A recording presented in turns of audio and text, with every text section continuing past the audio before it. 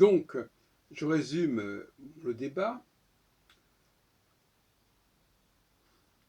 Nier l'existence de la gauche et de la droite, c'est en réalité nier tout simplement le fonctionnement structurel d'une société qui passe par des étapes successives et qui est structurée entre le haut et le bas.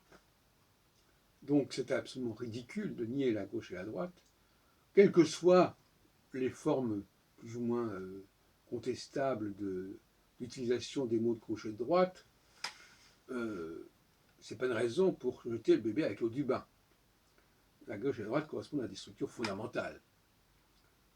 Et on ne peut pas comprendre la cyclicité des choses sans se référer à une division gauche-droite qui est aussi tout simplement la division, qui renvoie à la division entre le peuple et son élite. Et son élite, et l'élite du peuple. Enfin, on pourrait discuter là-dessus. Deuxième point que je voudrais mettre en avant, c'est le fait qu'il faut distinguer les éléments structurels et les éléments conjoncturels au sein d'une société. Je l'ai déjà dit plusieurs fois, récemment encore, mais je me permets de le redire. Le fait d'insister beaucoup trop sur les questions d'intégration conjoncturelle, des gens qui ne sont pas français, qui deviennent français, qui sont assimilés, qui sont intégrés, tend à faire oublier qu'il y a des problèmes d'intégration au sein même d'une seule et même entité sociale, entre les hommes et les femmes, entre les jeunes et les vieux, entre les dominés et les dominants, etc. etc. Donc, la question de l'intégration ne naît pas avec la question des immigrés. C'est absolument ridicule. Une société est parcourue par des tensions internes, intestines, et la question de l'immigration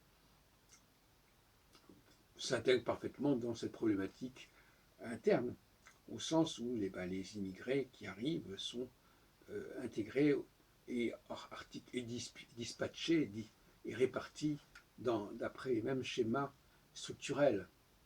Mais néanmoins, à force de parler trop souvent de ce qui est de l'ordre du conjoncturel, c'est-à-dire les immigrants,